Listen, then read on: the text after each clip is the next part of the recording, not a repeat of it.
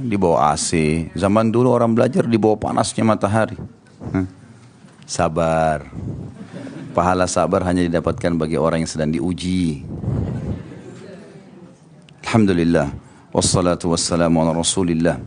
Segala puji bagi Allah subhanahu wa ta'ala, juga salawat dan taslim kepada Nabi besar Muhammad sallallahu alaihi wasallam. Tadi memang ada saya kegiatan mendesak sekali, jadi saya nggak bisa hadir. Bahkan dari tadi pagi sudah ada 3 jadwal saya batalkan.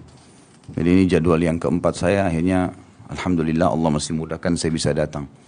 Tapi insya Allah menunggunya di majelis ilmu, walaupun beberapa saat sudah menunggu, tetap dicatat pahala oleh Allah subhanahu wa ta'ala. Melanjutkan bahasan kita, mahkota pengantin, dan kita masuk ke pertanyaan yang akan dipaparkan oleh penulis di halaman 135.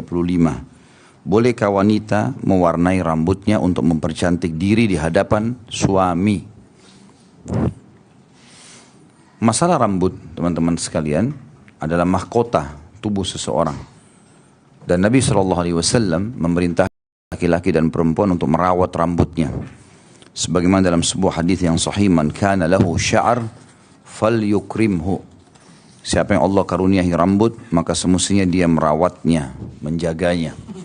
Dan Nabi SAW memiliki rambut yang sangat indah. Beliau kadang-kadang membiarkannya sampai lumah atau jummah, sampai ujung kuping atau sampai di pundak beliau SAW. Dan rambut ini bagian daripada hal yang bisa mendapatkan pahala darinya, seperti misalnya tadi kalau merawatnya dengan niat ini adalah titipan dari Allah untuk mempercantik diri, mempergagah gigi, itu semua boleh. Kemudian juga bisa menjadi ibadah, bahkan bagian daripada rukun iman, rukun Islam kita yang kelima, haji dan umrah. Dan salah satu dari rukun haji dan umrah adalah tahallul, cukur rambut, gitu kan? Berarti bisa menjadi bagian daripada ibadah, ya, dan dianjurkan seseorang untuk menggundulnya atau merapikannya pada saat dia haji dan umrah. Ya. Bagaimana dengan menggunakan bahan-bahan untuk merawat rambut itu? Jadi yang sebenarnya jadi bahasan itu, merawatnya bagian daripada ibadah. Bagaimana cara merawatnya? Apakah terbuka begitu saja? Maka jawabannya tentu ada batasan. Selama bahan-bahan yang digunakan, sampo, minyak rambut, ya, pelembut, conditioner atau apa saja, termasuk dalamnya pewarna. Selama bahan-bahannya halal, boleh. Dan khusus masalah mewarnai ini diambil daripada hadis Nabi SAW 2. Yang pertama, pada saat pembebasan kota Mekah, Abi Quhafa radhiyallahu anhu, ayahnya Abu Bakar. Abu Bakar namanya Abdullah bin Abi Quhafa. Ayah Abu Bakar masih dalam keadaan kafir sampai pembebasan kota Mekah. Saking tuanya, ya, karena dia sudah sampai punya cucu. Dan satu-satunya kata para ulama, sahabat yang 4 generasi semua sahabat. Ayahnya Abu Bakar, Abu Bakarnya, anak Abu Bakar, cucunya, ya, atau cucunya Abu Bakar. Ini semua berhasil hidup semasa dengan Nabi SAW. Abi Quhafa ini waktu pembebasan kota Mekah sudah sangat tua. Dikatakan pada saat itu sampai alisnya itu saking tuahnya berwarna putih dan sudah menutupi sebagian matanya. Rambutnya panjang dan berwarna putih. Dan saking tuanya sudah sangat lemah tubuhnya, maka Abu Bakar menggendongnya di jalan Mekah, dari jalan Mekah kemudian di bawah di hadapan Nabi SAW. Lalu Nabi SAW mengatakan, kenapa kau repot-repot membawanya? Mestinya kami yang mendatanginya. Kata Abu Bakar, tidak ya Rasulullah, dia lebih layak untuk mendatangi anda. Dia datang untuk masuk Islam. Lalu Abi Quhafa syahadat. Setelah syahadat kata Nabi SAW, bawalah dia kepada istri-istrinya. Karena dia poligami. Bawalah dia kepada istri-istrinya, ayahnya Abu Bakar, agar mewarnahi rambutnya dan jenggotnya. Disuruh warnahi oleh Nabi SAW. Karena warna putih semuanya. Disuruh warnahi.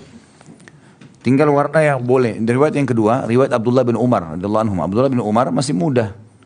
Umurnya masih di atas 30-an, pas 30-an itu sudah banyak jenggot putihnya. Maka Nabi SAW waktu lihat Nabi mengatakan warnahilah. Hanya saja kalimat warnahi ini masih harus dihubungkan dengan dalil yang lain. Ada dalil yang lain berbunyi warnahilah asal kalian menjauhi warna hitam. Nah, jadi asal warna hitam tidak, maka yang lain bisa. Biasanya ulama mengatakan lebih cenderung menggunakan warna coklat tua, ya. Mungkin ini yang juga menjauhi syuhrah. Karena ada orang masuk syuhrah, misalnya rambutnya dicat ungu. biru, kan? Itu atau orange, ya. Nah ini syuhrah, nggak boleh juga dia lakukan ini. Kalau syuhrah bukan cuma di pakaian, penampilan secara umum tidak boleh. Artinya membuat orang menilai kita negatif, gitu ya.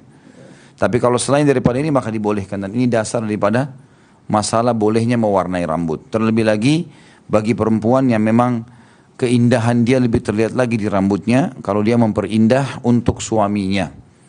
Masuk dalam masalah ini bukan cuma mewarnai, meluruskan rambut, mengkeritingkan rambut, boleh. Merapikan. Jadi ada orang rambutnya sudah lurus tapi dia mau keritingkan. Ada orang keriting mau lurus. Ya. Ini alamnya ibu-ibu lah, ya. Itu boleh semua, tidak ada masalah. Karena dia tidak merubah ciptaan Allah sebenarnya. Dia hanya memperindah. Sama dengan orang kalau giginya nggak rata lalu pakai behel misalnya, itu boleh. Karena dia merapikan. Yang tidak boleh itu mengubah ciptaan Allah. Gitu ya. Nggak boleh sama sekali dia mengubah secara total. Ya. Seperti misalnya mukanya sudah seperti ini diubah. Gitu. Misal dia tambah mata 1, ya. Jadi 3. Mungkin satu waktu ada waktu orang begitu nganggap perlu tambah mata 1. Allahu a'lam, kita nggak tahu, karena aneh-aneh ini. Saya subhanallah waktu sempat ngontrol mata saya di Johor di Malaysia. Pas masuk ke klinik, gitu, lagi nunggu antrian ada majalah Malaysia. Di dalam itu ditulis ada model baru, model terbaru. Model terbaru tuh luar biasa. Saya nggak tahu ini kok bisa dianggap model terbaru gitu. Ya. Yang matanya sengaja ditarik, alisnya ditarik, segala macam, telinganya dipasang anting-anting sekian banyak, laki-laki dan perempuan.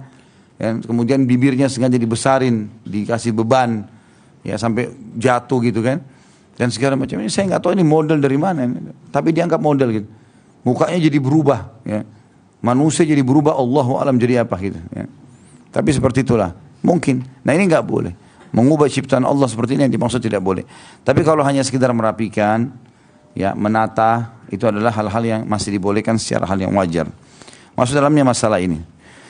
Penulis mengatakan, bolehkah wanita mewarnai rambutnya untuk mempercantik diri di hadapan suami? Jawabannya, tidak ada salahnya dalam hal itu. Bahkan itu dianjurkan. Asalkan menjauhi warna hitam. Berdasarkan sabda Nabi SAW di dalam hadis Bukhari Muslim, Iyakum wad-dukhula 'ala an-nisa, faqala rajulun minal ansari ya Rasulullah, afara'aita al-hamwa? Qala al-hammul maut. Hati-hati kalian dari menemui wanita, maksudnya bukan mahram, terbuka auratnya. Seorang laki-laki Ansar bertanya, wahai Rasulullah, apa pendapatmu tentang ipar? Pendapat anda masalah ipar bagaimana? Beliau mengatakan ipar adalah kematian. Kata beliau yang dimaksud dengan hadis ini adalah kerabat suami selain ayah dan anak-anaknya. Karena mereka ayah dan anak-anak adalah mahram istri. Mereka boleh berdua dan tidak dijuluki dengan istilah kematian. Tetapi yang dimaksud hanyalah saudara laki-laki, anak saudara laki-laki, paman, anak laki-laki, saudara perempuan, dan selain mereka yang dihalalkan bagi wanita menikah dengannya seandainya tidak bersuami. Biasanya kerabat suami dianggap remeh, lalu saudara laki-laki berduaan dengan istri saudaranya. Ia diserupakan dengan kematian karena ia lebih pantas untuk dilarang daripada laki-laki asing. Dan ini disebutkan dalam Fathul Bari. Hadis masalah atau pertanyaan tadi masalah mewarnai rambut sudah kita selesaikan. Karena memang beliau tidak datangkan dalil, yang beliau cuma mengatakan bolehkah, maka beliau mengatakan boleh dan dianjurkan. Lalu beliau kembali di paragraf setelahnya menjelaskan hukum yang lain. Tentang bolehkah wanita berkumpul berduaan saja dengan iparnya. Sebagaimana boleh dia berdua dengan mertuanya. Ya, atau anak pasangannya. Maka jawabannya tidak boleh kalau ipar. Kalau ipar tidak dibolehkan. Tapi kalau mertua, ya, anak pasangan, mungkin kita nikah sama janda atau duda, ya, yang lawan jenis anaknya, maka ini semua dibolehkan. Ya. Tapi kalau ipar sama sekali tidak boleh. Dan ini hukum syar'i tersendiri. Jadi tidak ada hubungannya dengan tadi masalah mewarnai rambut, itu sudah selesai. Dan Nabi SAW menggambarkan ipar dengan kematian. Dan ini sekaligus meluruskan banyak kesalahan yang kita fahami di Indonesia. Ya, jadi kadang-kadang karena ada ipar, kakak ipar, dianggap tidak masalah lah. Dia lagi pergi kantor, dibiarin adiknya antarin istrinya, atau kakaknya antarin. Ya, ini kata Nabi SAW kematian. Ya. Waktu Nabi bilang jangan masuk menemui wanita-wanita yang bukan mahram. Kata para sahabat, ya Rasulullah, ipar bagaimana? Adik saya, kakak saya. Kata Nabi SAW justru itu kematian. Kenapa dikatakan kematian? Karena kalau pasangan kita selingkuh dengan saudara kita, itu berat sekali. Berat sekali. Dibandingkan dengan selingkuh dengan orang lain. Ya. Apalagi kalau sampai hamil. Karena anak, misal seseorang punya istri, lalu istrinya selingkuh dengan saudara si suami tadi. Laki-laki, kakaknya misalnya atau adiknya. Kemudian hamil. Maka anak yang dikandung juga dari sperma kakaknya si suami. Ini parah sekali, menyakitkan dibandingkan dengan orang lain. Orang lain mungkin dia cerai selesai. Gitu. Kalau ini enggak, walaupun bercerai, ada bekas, kakaknya selalu dilihat sama dia. Ini pernah terjadi kepada salah satu orang yang saya kenal dulu. Subhanallah. Begitu istrinya selingkuh dengan kakaknya dia, badannya yang tadinya kekar, segar, menjadi kurus sekali. Dia pikirkan masalah itu. Teman saya dulu di kampus gitu. Waktu kami masih SMA, saya sudah tingkat 1 kuliah, dia masih kelas 3 SMA, tapi dia sudah berumah tangga dari Pakistan. Masya Allah, badannya kekar, segar, orangnya selalu cum laude di sekolah, juara terus. Gitu. Terus tiba-tiba saya bisa tempat tinggal, karena kami biasa dulu tiap tahun dipindahin kamarnya, supaya digilir lah, kita pindah-pindah ke semua asrama di kampus itu. Saya mungkin tidak ketemu dia 1 tahun, setelah saya ketemu orangnya kurus sekali, berubah. Saya sampai panggil dia, kenapa akhi? Ada apa? Dia bilang ada masalah saya. Nanti kalau ada waktu saya mau mampir ke kamar kamu, bisa? Saya bilang silahkan. Habis isya terbuka kamar. Datang tadi di kamar asrama saya, lalu dia ceritakan. Ternyata kasusnya tadi. Ya, kasusnya dia tinggalkan istrinya di negerinya. Kemudian dia kuliah di Madinah. Ya orang bisa pulang. Kalau punya duit dia bisa pulang 2 bulan sekali. 2 bulan, 3 bulan. Maksud saya pada saat liburan dia bisa pulang. 6 bulan ya. 6 bulan sekali dia bisa pulang. Jadi setahun 2 kali pulang. Kalau tidak, dia tunggu tiket dari kampus gratis, dia harus lulus ujian, di akhir tahun dia pulang. Kemudian orang ini 1 tahun tidak ketemu istrinya. Kemudian dia pulang liburan 2-3 bulan, lalu dia kembali lagi kuliah, seperti itu, sekolah. Rupanya waktu dia pulang, istrinya rupanya nggak enak sama dia, cerita. Kalau selama dia kuliah di Madinah, ya istrinya diganggu oleh kakaknya sendiri yang serumah, akhirnya terjadilah perselingkuhan. Dia bilang, bayangkan Khalid bagaimana sakit hati saya.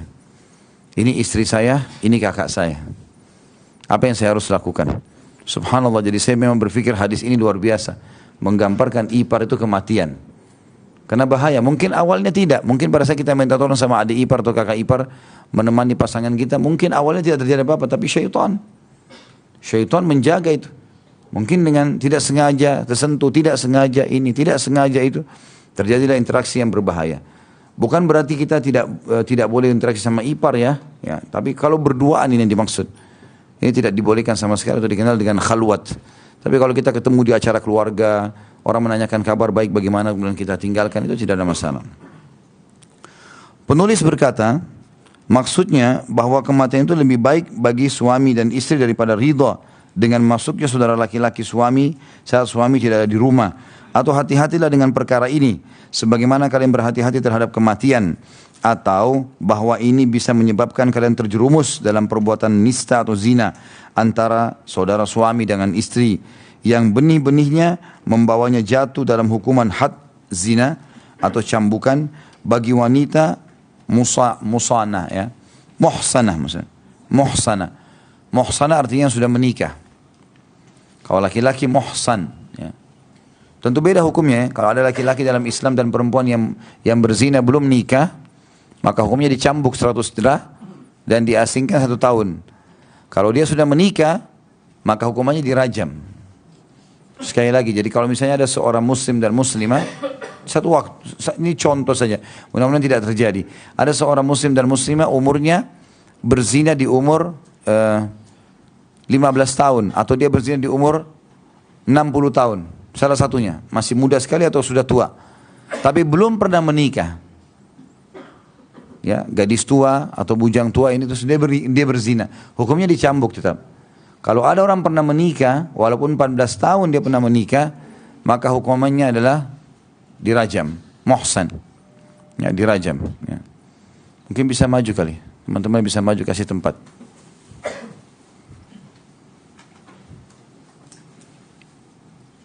Termasuk tidak boleh selain daripada ipar adalah duduk merapat dengan yang bukan mahram di pengajian. Maju. Maju, kasih tempat. Lama-lama merapat semua ke belakang nanti. Jadi ini tidak boleh juga ya. Ini yang dibahas oleh beliau tadi. Beliau mengatakan atau bahwa kematian itu lebih baik bagi ipar daripada menemui istri saudara laki-lakinya saat saudaranya tidak berada di rumah. Itu semua makna-makna hadis tadi.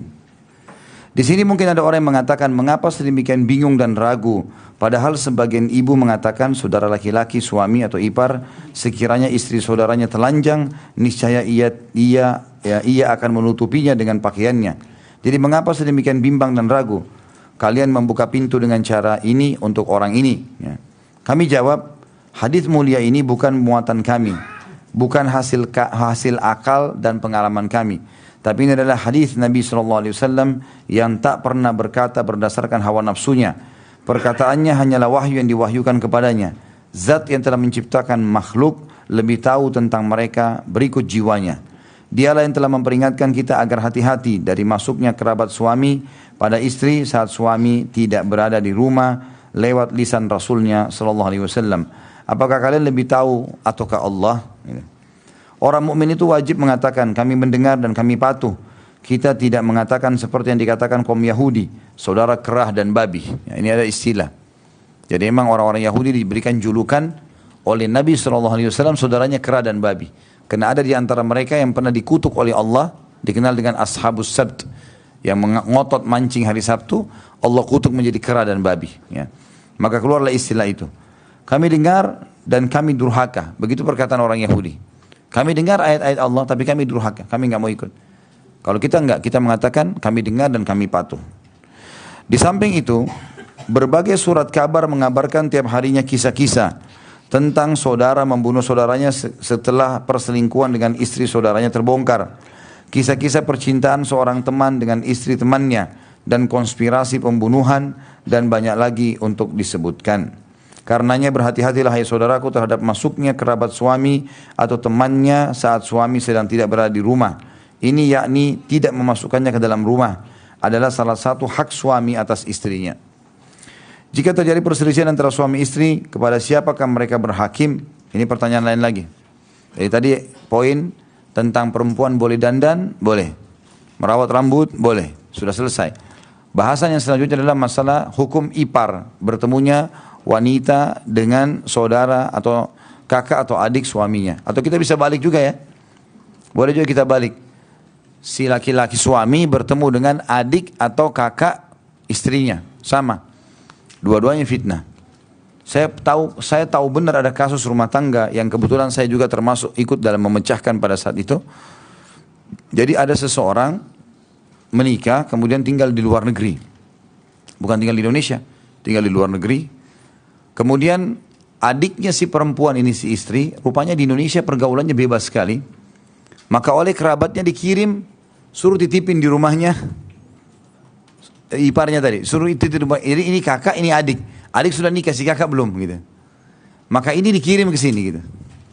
Berjalan satu rumah sama iparnya gak ada apa-apa, sama sekali gak. Jalan 1 tahun tidak masalah. Rupanya berjalan waktu gitu kan. Entah bagaimana godaan syaitan, karena sering interaksi, sering lihat segala macam, muncul rasa suka. Terjadilah perselingkuhan antara si suami dengan kakak iparnya ini yang masih gadis. Dijaga, tidak kelihatan, akhirnya ketahuan juga. Namanya satu rumah. Waktu ketahuan, si istri serba salah. Dalam hati sini. Ini kakaknya dan kerabatnya titipkan. Di Indonesia mereka sudah angkat tangan. Di sini aman, tapi masalah dengan suaminya. Gitu kan? Akhirnya dalam kondisi simpang siur, luar biasa rumah tangga itu. Luar biasa. Tapi di sini ada terjadi hal yang buruk, lebih buruk daripada itu. Akhirnya si istri menerima kakaknya supaya sama-sama juga dengan suaminya tapi tidak nikah. Gitu kan? Karena sudah tidak bisa buat apa-apa. Gitu. Jadi seperti orang yang poligami, satu rumah 2 kamar, tapi ini haram, nggak boleh. Karena kan haram menggabungkan 2 saudari, nggak boleh. Tapi sudah terjadi, subhanallah, seperti itu. Cuma si istri ini seperti orang yang sakit hati. Cuma keadaan nggak bisa lagi buat apa-apa. Nah itu efek-efeknya bahaya sekali. Gitu. Pertanyaan selanjutnya adalah, jika terjadi perselisihan antara suami istri, kepada siapakah mereka berhakim? Biasanya seorang suami menceritakan konfliknya dengan istrinya kepada teman dekatnya dan meminta untuk memecahkan perselisihan tersebut dengan berbicara kepada istrinya dan sebagainya. Penulis menjawab, Allah yang maha suci dan maha tinggi telah menjelaskan cara yang wajib kita tempuh ketika terjadi perselisihan dan persengketahan di antara suami istri lewat firman-Nya dalam surah An-Nisa ayat 35. A'udzu billahi minasyaitonir rajim. Wa in khiftum shiqaqa bainihima fab'athu hakaman min ahlihi wa hakaman min ahliha in yurida islahan yuwaffiqillahu bainahuma innallaha kana aliman khabira. Hakam dari keluarga wanita, jika kamu khawatirkan ada persengketahan antara keduanya suami istri, maka kirimlah seorang hakam, ya, hakim maksudnya, dari keluarga laki-laki dan seorang lagi hakim dari keluarga perempuan. Jika kedua hakim tersebut bermaksud mengadakan perbaikan, niscaya Allah memberi taufik kepada suami istri itu. Sesungguhnya Allah maha mengetahui lagi maha mengenal. Jadi caranya, teman-teman di sini kalau sudah berumah tangga, jangan karena pusing hadapin istrinya misalnya, atau pusing hadapin suaminya, dia minta, si laki-laki ini minta teman kantornya laki-laki, ini istri saya nasihati. Hah? Boleh nasihati apa kira-kira sama temannya? Hah? Diajak keluar, ngobrol di rumah makan. Kira-kira jadi perselingkuhan enggak? Nah, secara rasional, gitu kan? Pastilah itu. Sama juga begitu. Seorang wanita tahu ada masalah sama suaminya, dia suruh temannya perempuan telepon suaminya. Kasih solusi enggak? Apalagi kalau dasarnya yang sedang diberikan minta saran ini orang yang tidak beragama atau orang yang belum menikah, enggak ada pengalaman. Makanya enggak mungkin. Saya tahu ada rumah tangga pecah sampai terjadi perceraian gara-gara si istri suka konsultasi masalah rumah tangganya dengan suaminya dengan adiknya yang masih belum menikah. Enggak ngerti apa-apa, anak masih baru lahir kemarin ya. Masih baru SMP, SMA ditanya, menurut kamu bagaimana suami saya begini? Dia urus dulu dirinya saya masih belum bisa, mau urus rumah tangganya orang lain nggak mungkin. Tapi itu terjadi, gitu kan. Atau banyak juga orang begitu. Saya tahu ada rumah tangga banyak sekali kasus yang dipaparkan ke saya itu. Ada orang laki-laki berteman dekat dengan temannya, sering temannya datang ke rumah berkunjung. Istrinya ini suka datang keluar, dianggap teman suaminya. Keluar nggak pakai hijab, bawa minuman, ngobrol-ngobrol, duduk ngobrol situ, bercanda-bercanda. Akhirnya pada saat suaminya pun keluar kota, temannya datang. Dan dia layani. Terjadi perselingkuhan. Dan yang lebih parah, cerai sama suaminya, nikah sama teman suaminya. Ada di Jakarta ini, masih sampai sekarang. Dan kesian sekali, saya melihat suaminya itu, subhanallah ya, orang yang sabar gitu. Dia tahu istrinya nikah sama temannya, dia akhirnya dia jalan. Sekarang pun dia jalan. Sampai sekarang belum berumah tangga. Ya. Tapi ini subhanallah bahayanya itu ya. Jadi bukan begitu caranya. Caranya Allah sudah ajarkan. Utus hakim dari keluarga. Keluarga laki-laki siapa yang paling bijaksana datang satu orang. Keluarga perempuan satu orang yang bijaksana datangkan. Jadi si laki-laki ini menyampaikan masalahnya kepada orang yang bijaksana dari keluarganya. Si perempuan menyampaikan, tentu mahramnya di sini ya. Adiknya, kakaknya. Tapi kira-kira yang sudah dewasa atau orang tuanya, ayahnya disampaikan masalahnya. Lalu dua hakim ini saling menyampaikan. Ini loh, keluhan adik saya begini, keluhan kakak saya begini. 1, 2, 3, 4, 5. Kata Allah dijanjikan, kalau dua-duanya ingin memperbaiki keadaan, memang niatnya mau menyatukan kembali, Allah akan kasih taufiknya. Pasti bisa baik, asal cara seperti ini. Jadi jangan pernah libatkan orang ketiga, orang yang bukan yang diperintahkan oleh Allah. Termasuk hati-hati juga dengan para da'i-da'i. Bukan berarti da'i itu malaikat. Nggak boleh semuanya disuruh bicara sama istri kita misalnya. Walaupun itu alam saya sebagai da'i. Saya tahu orang-orang da'i mengatasnamakan diri da'i, tapi akhirnya salah langkahnya. Gitu kan? Karena terlalu seringnya melanggapi curhat-curhat, akhirnya jadi masalah. Gitu. Ini tidak boleh juga dilayani. Gitu. Harusnya gitu. Kalau bertanya, hukumnya ini apa? Jawabannya begini, selesai. Tapi kalau sudah mulai curhat, lama, ngomong, ini nggak bisa. Nggak boleh buka pintu itu. Ya. Kalau tidak mau masuk angin, jangan buka pintu yang masuk angin. Karena kalau sudah masuk angin, kembung. Kembung susah tidur. Mulai bayangin istrinya orang, suaminya orang, haram dalam agama. Nggak boleh. Karena itu jika terjadi perselisihan suami istri semestinya membawa masalahnya kepada dua hakim. Satu hakim dari keluarga suami dan satu hakim dari keluarga istrinya. Bukan kepada teman dekat agar istri bisa bercerita kepadanya sejauh mana penderitaan bersama suaminya. Lalu tanda kutip teman dekatnya memegang pundak si istri, lalu meletakkan kepalanya pada kedua bahunya sambil menangis karena buruknya perlakuan suaminya. Setelah itu gilirannya mengadu, yakni mengadukan kepadanya akan pengabaian istri padanya. Akhirnya dua-dua pada curhat dia nih. Ya. Betapa banyak orang berangan-angan untuk menikah dengan seorang wanita yang sama kecantikannya, akal dan lainnya. Lalu tumbuhlah benih-benih perselingkuhan. Hati-hati saudaraku. Hati-hatilah wahai suami dari tindakan mengabaikan kitabullah dan sunnah rasulnya alaihi salatu wassalam. Maka hendaklah kehidupan anda seluruhnya merujuk kepada kitabullah dan sunnah rasulnya alaihi salatu wassalam. Baik dalam cinta maupun saat terjadi perselisihan. Kita berlindung kepada Allah dari kemunafikan dan perselisihan. Di sini kami harus mengingatkan tentang perlunya memisahkan kaum wanita dari kaum laki-laki ketika melakukan kunjungan keluarga dan berbagai kegiatan sejenisnya.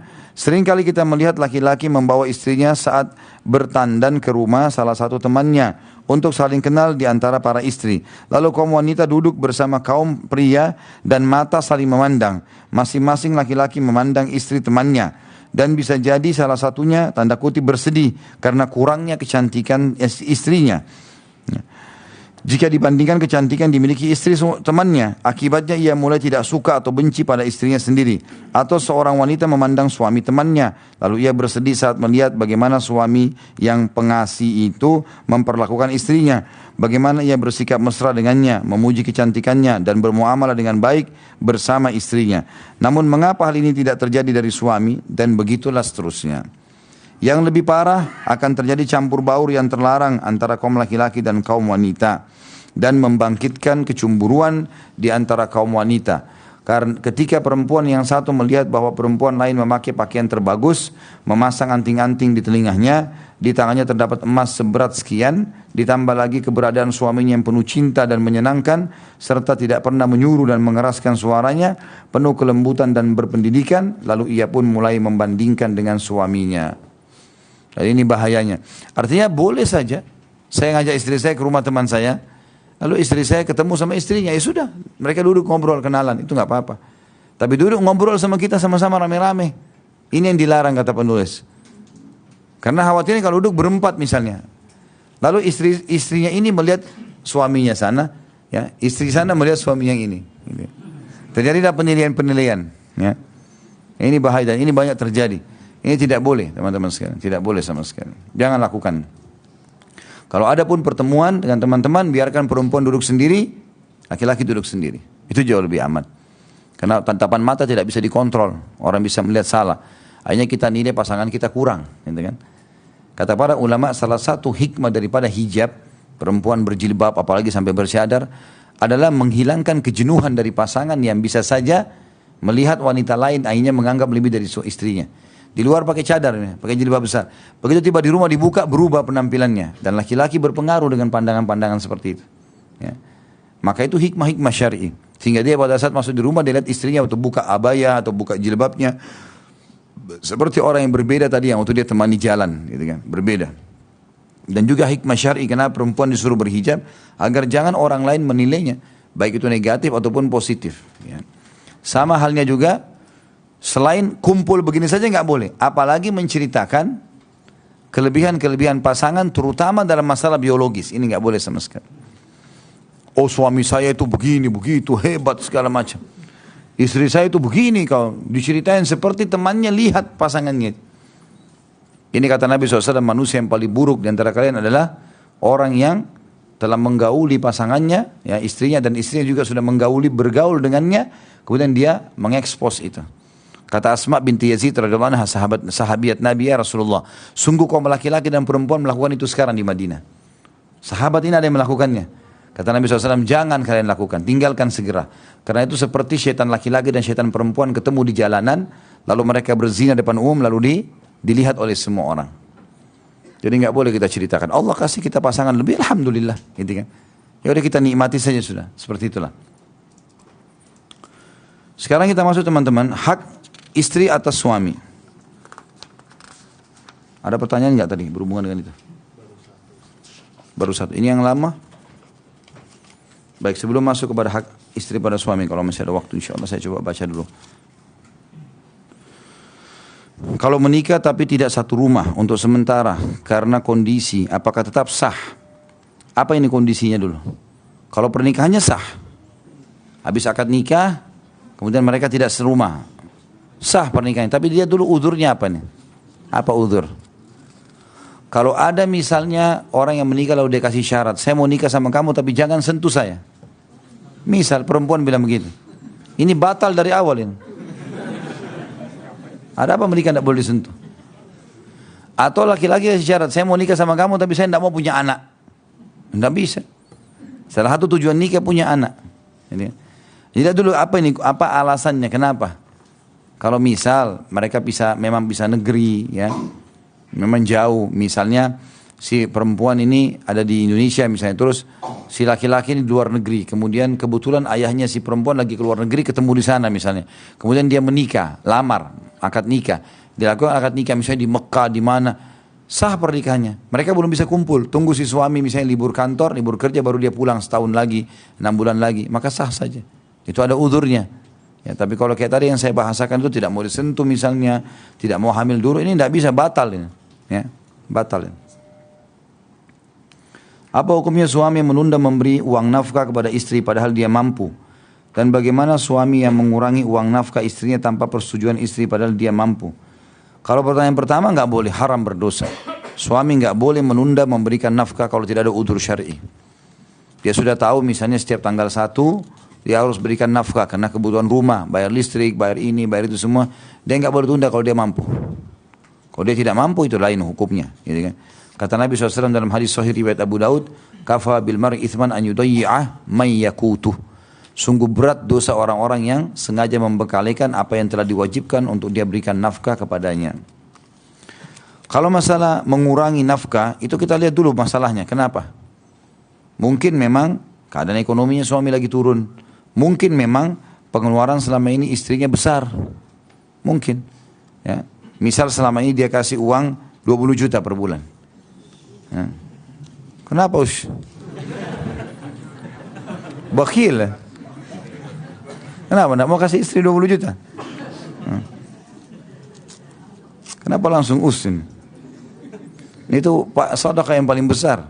Kalau misalnya dia biasa kasih terus, kemudian ternyata suaminya tahu dia punya kebutuhan, lalu kemudian dia coba duduk sama istri, lalu dia mengatakan kita duduk dulu. Ternyata cuma 15 juta misalnya. Dia kurangi di sini nafkah. Tidak, saya cuma bisa kasih 15, 5 jutanya saya pakai untuk kebutuhan saya. Maka itu tidak ada masalah. Suami tidak salah di situ. Yang penting dia tidak zalimi. Gitu kan. Tapi kalau dia kurangi tanpa uzur, jangan kata-kata mampu saja, tanpa uzur, tanpa sebab. Memang sudah dirincikan. Makanya saya bilang pernah dalam masalah nafkah, bijaknya seorang suami kalau dia kasih penentuan waktu. Dia, jumlah maksudnya dia duduk, kemudian dia bilang sama istrinya apa saja kebutuhan rumah. Sabun, sampo, beras, gula, kopi, apalah A, B, C, gas, air, segala macam. Tulis, oh iya, sekitar 7 juta, 10 juta, baik ini saya kasih. Nah itu yang paling bijak. Sehingga dia lepas hisab hari kiamat, istrinya juga tidak perlu repot-repot ya, mencari sana sini tambahan dari orang tuanya, dari mana-mana, padahal sebenarnya suaminya mampu. Itu yang bijak itu. Ya. Harusnya seperti itu. Apabila seorang suami menolak, apa ini? Mentalak kali ya. Mentalak dan belum habis masa iddah dan mengajak rujuk kembali, perlukah ijab kabul lagi? Kalau masih dalam masa haid, 3 kali haid dari pengucapan kalimat cerai, nggak ada akad nikah.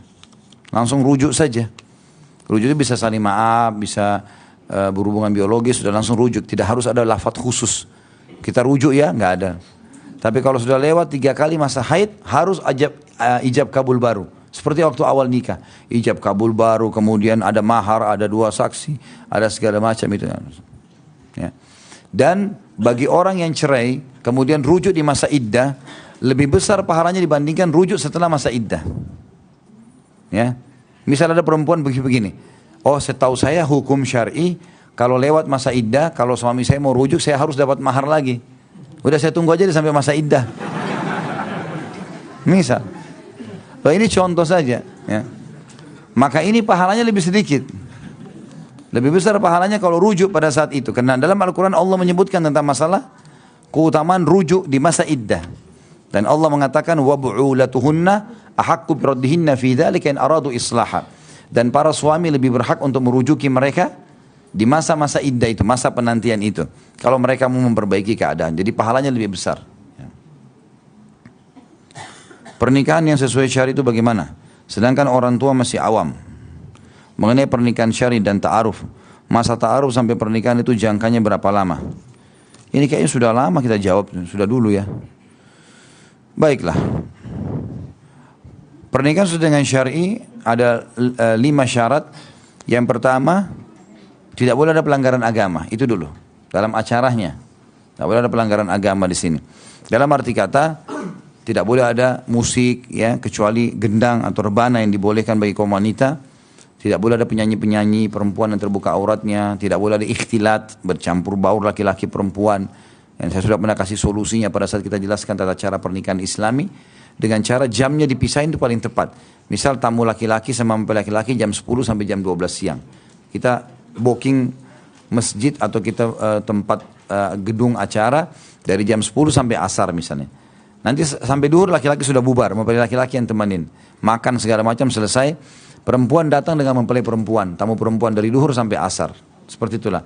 Kalau di Saudi biasanya habis maghrib tamu laki-laki akad nikah sampai menjelang jam 9 atau kadang-kadang habis isya sampai jam 10 malam.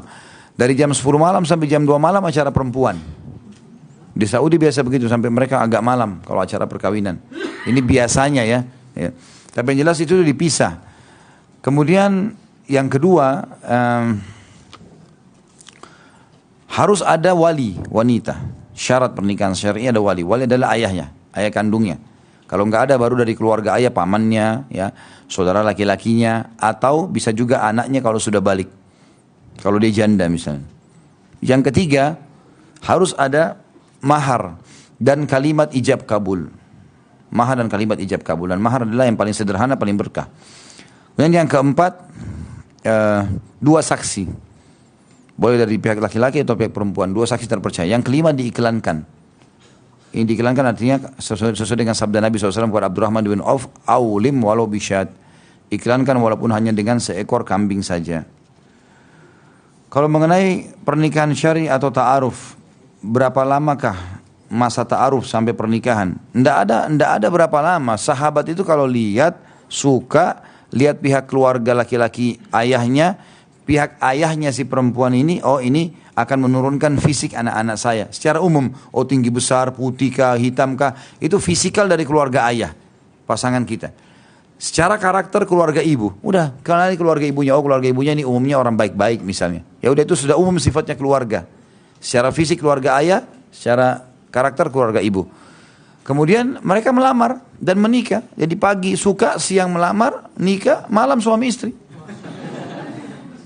Mudah, cepat dan tepat ya. Enggak seperti banyak bujang lapuk kita ini. Lama. Tunggu sarjana dulu. Habis sarjana tunggu dulu kerja. Sudah kerja tunggu dulu beli mobil. Tunggu beli Dajjal keluar nanti. Terlalu lama. Kalau suami sudah memberikan tolak 1 kemudian rujuk, rumah tangga kembali baik.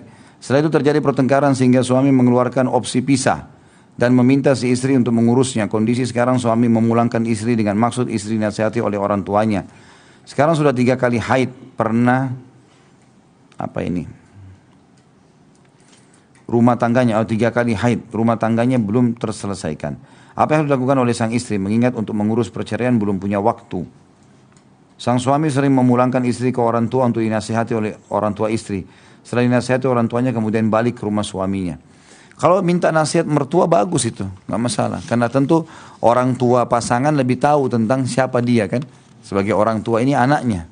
Ya, biasanya suami kalau seperti ini biasanya dia tidak bisa tanggulangi istrinya. Mungkin karena mulutnya terlalu tajam, lisannya, ya. Mungkin perilaku-perilaku yang diminta oleh suami tidak mau dijalankan. Masih mending dia pulangkan ke rumah orang tuanya. Ya.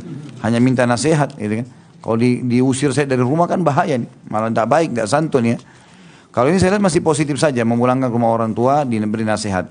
Kalau masalah tadi disuruh, kamulah yang urus pengadilan, gitu kan. Istrinya belum urus-urus, ya belum terjadi cerai. Masih suami istri. Dan saya sarankan dalam rumah tangga teman-teman sekalian, siapapun yang salah, minta maaf. Minta maaf, berbesar hati. Dan siapa yang benar memaafkan. Kita menikah dengan manusia. Manusia itu manusia. Punya mata, punya telinga, punya rasa, punya senang, punya sedih. Kalau nggak mau punya masalah, nikah sama boneka. Enak mau dimarahin, mau dicubit, mau dikempesin, bisa. Manusia nggak bisa. Ada saatnya dia senang, ada saatnya dia sedih. Teman-teman di sini jangan mengkhayal ya, yang belum menikah. Kalau saya menikah tidak punya masalah, bohong. Ini gimana? Ini orang, istri saya hidup 23 tahun, 24 tahun di rumah tangga keluarga orang tuanya. Dengan pola makan, pola fikir, tata cara berpakaian, segala macam. Saya juga hidup 30 tahun sekian di keluarga saya. Terus disatuin, tiba-tiba bisa adaptasi. Enggak, butuh waktu. Kalau saya bilang sama istri saya, sampai kita meninggal, ini masa ta'aruf rumah tangga. Tiap hari kita baru mengenal pasangan kita. Mungkin masih ada orang yang belum kita kenal kerabatnya. Mungkin masih ada sifat yang disembunyikan. Kita nggak tahu. Sebenarnya tiap hari itu masa ta'aruf kita. Makanya orang yang cerdas adalah orang yang terus-menerus memperbaharui cintanya di rumah tangga. Memberikan hadiah. Lebih mengenal pasangannya gitu kan. Memaafkan kalau dia salah, merangkulnya. Itu bentuk kasih sayang. Kalau sedikit ada salah, saya ceraikan kamu. Sedikit ada masalah, ceraikan saya. Ini permainan ini. Ya. Rumah tangga bukan begitu cara. Ada masalah, rangkul pasangan, hadapi. Masalah itu dihadapi, bukan ditinggalkan. Kalau masalah ditinggalkan, dia akan membesar dan mengejar kita. Tapi kalau dihadapi, dia akan mengecil dan bisa selesai. Jadi harus dihadapi. Ya, berbesar hati, rangkul pasangan kita, nasihati, berikan masukan-masukan positif. Masya Allah, panjang sekali. Saya cari yang pendek dulu.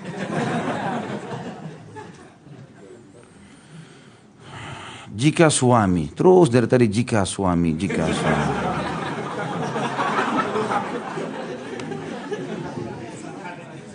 Ibu-ibu, diam. Jangan terlalu banyak mengeluh. Ibadah, layani suami, mati masuk surga. Suami, keluh terus suaminya. Jika suami sudah berulang-ulang mentolak dengan perkataan sampai kami tidak lagi sebagai pasangan. Masa iddah, apakah bisa kembali rujuk? Untuk apa rujuk? Sudah dari tadi terus berkelahi. Rumah tangga bukan untuk berantem ini. Rumah tangga itu untuk berbagi kasih sayang, kan gitu. Coba daripada antum mencak-mencak marah-marah, ya lebih baik bercanda, ya nggak? Benar nggak ini? Oh masih bujang rupanya banyak, jadi nggak. Saya salah nanya, nggak punya pengalaman ditanya. Saya bilang sama istri saya, daripada ada masalah yang sedang dibicarakan terus bersih tegang, kita bercanda saja. Minum kopi, minum coklat, enak. Duduk makan buah, oh begini. Ya sudah pecah, selesai masalahnya. Daripada ribut bersih tegang. Begitu suami datang cemberut, istri datang cemberut. Ya. Habis itu tidak, saya nggak mau tahu. Pokoknya harus begini. Kalau enggak ribut, ceraikan saja. Pulang ke rumah orang tua. Aduh ini, kalau malaikat lihat ini apa ini manusia-manusia.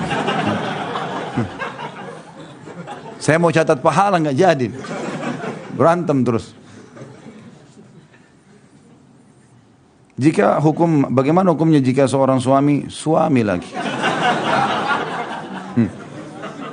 sudah mengakui kesalahannya dan minta maaf, tapi istrinya malah berdiam dan tidak tegur sapa ketika di rumah, rayu saja. Rayu saja, datang, rayu, ya, bercanda, insya Allah bisa. Ibu-ibu perempuan itu suka dirayu kok. Jadilah perayu yang hebat. Tapi pada istri ya, yang sama yang lain. Kenapa sih masih marah sayang? Ya? Datang, bawain bunga, bawain coklat, apalah. Masa saya harus ajarin?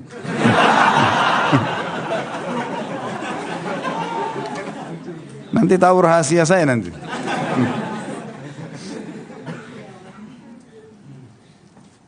Ustaz, saya ditinggal sama suami. La ilaha illallah. Suami terus. Ditinggal suami saya selama 2 tahun, lalu saya yang urus cerai karena dia yang minta cerai. Apa ini? Selang setahun ada yang ajakin nikah, tapi surat cerai itu belum keluar. Bagaimana hukumnya? Sah tidak saya nikah dengan pria lain? Kalau mau lebih aman tunggu suratnya. Untuk apa buru-buru? Walaupun diajak nikah, kalau memang betul-betul sudah azam untuk cerai, tidak bisa diperbaiki dengan suami, maka tunggu suratnya keluar. Karena untuk menikah dengan suami baru, kalau ada surat dari pengadilan kan bisa keluar buku nikah baru. Statusnya janda. Ya, begitu. Kalau enggak malah tidak kuat secara hukum. Untuk apa buru-buru menikah ini? Kita butuh sekarang administrasi pemerintahan. Kalau enggak masalah. Nanti anak-anak kalau lahir pun tidak bisa punya akte lahir. Ya. Banyak masalahnya orang kalau tidak punya buku nikah. Dan saran saya, semua orang yang punya masalah rumah tangga, teman-teman sekalian, ingat, target syaitan cerai. Target syaitan cerai. Pasti ada saja yang dibuat masalah dalam rumah tangga oleh syaitan untuk ribut. Ada. Ada suami subhanallah mau ceraikan suaminya, istrinya gara-gara terlambat buat kopi. Hah? Ada istri minta cerai gara-gara suaminya telat, tidak penuhi janjinya. Kenapa harus cerai ini? Bukan tempat cerai di situ. Cerai itu kalau pelanggaran agama yang besar. Pelanggaran syari. Kalau cuma masalah karakter. Ringankan lah ya. Rangkul pasangan kita supaya bisa jadi baik. Karena kalau tidak, setiap kita nikah sama siapapun teman-teman pasti ada masalahnya. Dia punya karakter, dia punya kebiasaan. Belum tentu cocok sama kita. Bila suami selingkuh. Pertanyaan lagi. Suami terus. Kasihan suami.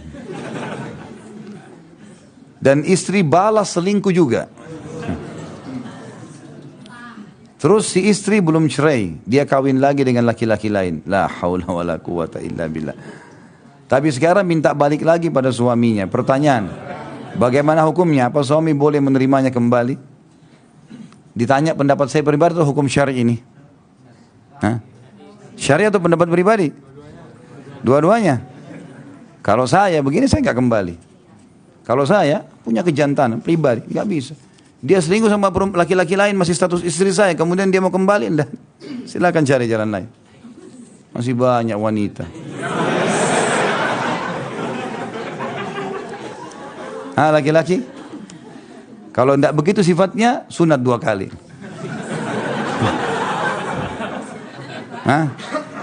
Jangan begini, sudah selingkuh depan mata istrinya, jangan sama laki-laki lain. Oh masih mohon-mohon. La haula wala quwata. Ini kalau dekat saya cambuk. Dan itu tidak melanggar secara syar'i. Kenapa harus selingkuh? Apa masalahnya gitu? Kenapa harus lakukan? Tapi kalau secara hukum syar'i, pertama perempuan ini dosa besar. Dia masih status istri, zina sama laki-laki lain. Kan sama saja kumpul sama laki-laki lain, berzina sudah. Otomatis kalau jalan, pegang, cium sudah biasa. Lama-lama hubungan biologis, pasti itu. Memang sudah haram zina. Hukum dalam Islam namanya muhsanah. Hukumnya dirajam, dibunuh ini, gitu kan? Kalau hukum pemerintahan, hukum Islam, ya, ini dihukum. Kalau hukum pribadi tadi kita masih tinggalkan saja. Tapi kalau hukum Islam ini sudah berat, dirajam. Kalau tidak pun dia lolos dari hukuman, maka ini secara hukum syar'i. Perempuan yang seperti ini kalau tidak mau taubat jalan Allah, maka ini suaminya sudah punya khiyar. Boleh dia bertahankan, dia maafkan, boleh dia tinggalkan. Sebagaimana pernah ada kasus sahabat, sudah sering saya sebutkan riwayat. Dia pulang ke rumah ditemukan istrinya selingkuh sama laki-laki lain, dia bingung mau buat apa. Kata Nabi SAW, ceraikan. Dia bilang, ya Rasulullah tapi saya cintai. Saya berat tidak hidup sama tanpa perempuan ini. Kata Nabi, pertahankan kalau gitu. Dakwah. Bisa saja dipertahankan, bebas, dia punya khiyar pada saat itu. Boleh dipertahankan. Makanya dari awal nikah sama mukmin ya, supaya tidak ada perselingkuhan ini. Saya punya saudara perempuan yang sama suaminya tidak dinafkahi lahir batin. Apakah bisa dia menikah dengan laki-laki lain karena nafkah lahir batinnya sudah tidak diberikan? Tidak boleh kalau tanpa cerai. Harus cerai dulu. Baik itu cerai dari lisan suami atau cerai secara pemerintahan. Ajukan di pengadilan, nanti pengadilan yang ambil keputusan. Dan itu. Tapi ini juga teman-teman sekalian saya sarankan, jangan terlalu masuk ke dalam rumah tangganya orang kalau kita tidak tahu masalahnya apa. Jangan sampai keluarga kita ini ternyata dia memang suka-sukaan sama seorang laki-laki untuk membenarkan perselingkuhannya itu, dia ceritalah keburukan suaminya, lalu kita dilibatkan. Gitu kan? Lalu ditanya di majelis ilmu seperti ini, kita memberikan hukum seperti apa yang kita pahami dari kertas kan? Disalahgunakan fatwa itu masalah. Ya? Lebih baik jangan. Kalau masalah orang lain jangan terlibat kecuali betul-betul kita ahlinya, dan juga kita mengetahui secara rinci permasalahan. Kalau enggak jangan terlibat di masalah orang. Selamatkan diri kita dari masalah-masalah yang berat yang nanti kita pertanggungjawabkan hari kiamat. Bagaimana kalau suami melarang istri tidak boleh ikut taklim pengajian, padahal saya benar-benar mencari ilmu, tidak ada niat untuk hal yang lainnya. Sementara suami tidak memiliki ilmu agama. Saya ingin mendidik anak-anak berdasar tentuan syar'i, dasar Al-Quran dan hadis, tapi suami tidak mendukungnya. Seperti menyuruh anak remaja memakai jilbab, atau menyuruh anak laki-laki saya sholat 5 waktu ke masjid. Katanya jangan kolot. Apa yang harus saya lakukan? Mohon penjelasannya. Sabar ini Bu. Saran saya sabar. Artinya tidak usah hadir di majelis ilmu. Kalaupun mau hadir tetap minta ridhonya. Tetap minta ridhonya. Karena ibu nggak boleh gara-gara mau masuk majelis ilmu terus bohong sama suami. Nggak benar ini, nggak boleh. Nggak boleh. Harus dipertahankan. Rumah tangga didahulukan. Apalagi memang dasarnya ibu menikah dengan suami yang ibu sudah tahu dia tidak punya background agama. Ini sudah masuk asar. Hah? Jam 3, baru jam 3. Hah? Jamnya telat.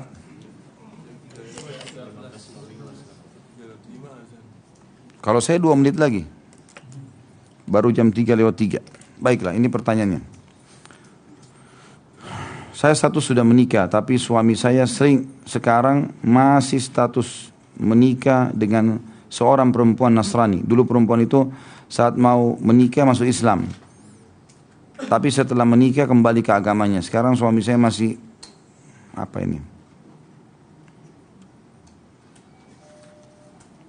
Apa ini? Bersama mungkin ya, karena masih memikirkan anak. Bagaimana hukumnya pernikahan mereka Ustaz? Hukumnya wanita yang meninggalkan agama Islam hukum orang murtad. Dan orang murtad ini semestinya dinasihati, didakwai, kalau tidak mau nggak boleh lagi bersama mestinya. Jadi tidak bisa diperlakukan antara hukum orang yang dasarnya kafir ahli kitab dalam surah Al-Maidah ayat 5, kan perempuan ahli kitab boleh dinikahi. Walaupun tidak masuk Islam. Dasarnya ahli kitab dinikahi. Dan dia bertahan di agamanya. Ini boleh dalam Islam. Tapi yang jadi masalah kalau dia tadinya mu'allaf masuk Islam. Kemudian menikah. Habis itu murtad. Hukumnya hukum murtad. Beda. Hukum murtad adalah hukum dinasihatin. Kalau tidak mau diceraikan. Tidak bisa dipertahankan orang murtad. Makanya kata Nabi SAW. Man baddala dina faqtuluh. Orang yang mengubah agamanya maka hukumnya dibunuh. Tentu oleh pemerintah setempat. Bukan orang individu. Ya. Tapi di sini suami juga kata para ulama tidak boleh mempertahankan rumah tangga itu. Saya menikah secara siri dengan wali hakim karena kedua orang tua saya sudah meninggal. Dan ada yang tidak setuju karena status suami saya masih beristri. Selama menikah suami saya tidak pernah menginap. Juga tidak pernah memberikan nafkah setiap bulan. Hanya setiap kali ketemu diajak makan dibayarkan sama dia. Dia sekarang sudah juga baru belajar sunnah. Ustaz, jika saya meminta cerai karena kondisi saya, apakah saya berdosa? Suami saya sudah janji saya akan menceraikan istri yang Kristen itu secepatnya. Ya kalau saya sih setiap ikhtiar, setiap pilihan ibu harus tentukan, pilih itu. Ada seorang ummahat kita pernah menyampaikan kasusnya kepada istri saya, kemudian disampaikan ke saya dan saya juga mendengarkan kasus itu. Jadi ternyata dia sebelum menikah poligami, dia mau poligami, tapi ini poligami tidak sehat menurut saya. Jadi sudah ada kesepakatan dari awal untuk tidak menceritakan kepada istri yang pertama, gitu kan. Dan dia usahakan kalaupun ketemu sama istri pertama seakan-akan tidak kenal. Dan dia mengiyakan. Maka orang mukmin sesuai dengan syaratnya. Dia iyakan ya begitu konsekuensinya. Kalau sudah berjalan rumah tangga jangan minta cerai, nggak bisa. Sama dengan orang pertama terima poligami. Begitu berjalan, oh saya sudah tidak bisa tahan. Kok nggak bisa tahan gimana? Kan? Harusnya bisa tahan, belajar. Ya dari awal kita memilih itu. Kalau kita ikhlaskan niat, Allah SWT akan berkahi sebenarnya. Sebenarnya begitu. Ya. Jadi harusnya kita faham ini. Kalau kita memilih satu langkah, keputusan berarti konsekuensinya juga harus difahami. Sama dengan kasus ini, menikah secara siri, udah tahu.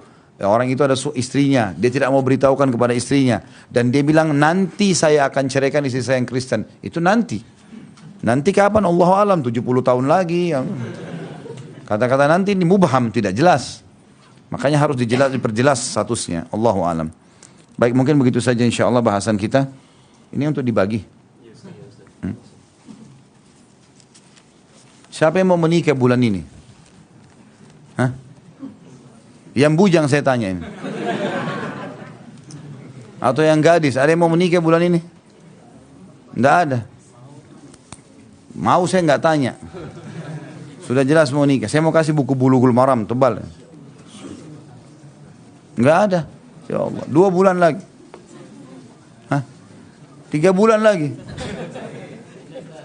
Hah? Ini lebih dulu. Sudah ada undangan?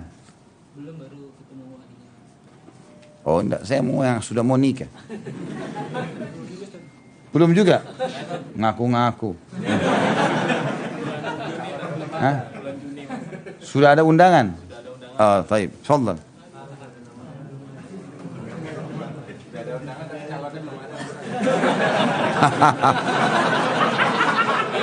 Itu namanya penipuan. Ente sudah mau niat nikah, nggak apa-apa deh. Fadhal. Sudah masuk asar, ini tidak usah ya. Cukuplah insya Allah. Ada yang menikah muda di sini? Enggak, saya mau nanya, umur menikah muda 20 tahun lah. Hah? Enggak ada. Hah? Enggak. Hah? Sekarang duda. Hah? Yang mana yang ngomong ini? Yang angkat tangan di belakangnya. Lah iya. Mas suaranya. 21, 20. Umur 20 tahun antum menikah yang pakai kopiah. Baik. Fadhal kasih. 21 juga kasih lah 21. Ada lagi? Enggak terima 28 sudah. 28 melampaui Rasulullah. Rasulullah SAW 25. 20 sudah boleh. 23 siapa? Ente panitia kan? Hah? Ada 21 juga? Benar? Khalas, kasih. Baiklah kalau begitu. Kita berdoa kepada Allah Subhanahu wa taala semoga majelis kita diberkahi olehnya dan jadikan sebagai tambahan amal kita pada hari kiamat. Semoga seluruh amal yang pernah kita kerjakan dan akan kita kerjakan diterima dengan kemahamurahannya, dan juga semoga saja dosa semua yang pernah kita kerjakan diganti dengan kemahamurahannya menjadi pahala. Dan kita selalu mendoakan Indonesia agar menjadi negara makmur, tentram, damai. Seluruh muslimin bersatu di bawah bendera ukhuwah Islamiyah, dan juga semoga seluruh ibadah mereka kembali kepada Al-Quran dan Sunnah, dan semoga Allah mengaruniakan kita pemimpin Muslim yang kembali kepada Al-Quran dan Sunnah. Semoga Indonesia menjadi contoh bagi negara-negara yang lain, dan tidak akan pernah kita lupakan saudara kita di Palestina, di Syria, di Yaman, di Irak, di Myanmar, di Ahsa, dimanapun mereka berada sedang tidak. Semoga Allah ikhlaskan niat mereka, semoga Allah ikhlaskan niat mereka, terima para syuhada mereka, mulakan Islam di tangan mereka dan tangan kita semua, dan semoga Allah partisipasikan kita bersama mereka di pahala, baik dengan doa, dengan harta, juga dengan jiwa kita. Dan semoga Allah dengan kemahamurahannya menyatukan kita semua di surga firdausnya tanpa hisab. Sebagaimana satu kita di majelis ilmu yang mulia ini. Kalau ada benar dari Allah, kalau salah saya mohon dimaafkan. Subhanakallahumma bihamdika, asyhadu an la ilaha illa anta astaghfiruka wa atubu ilaik. Wassalamualaikum warahmatullahi wabarakatuh.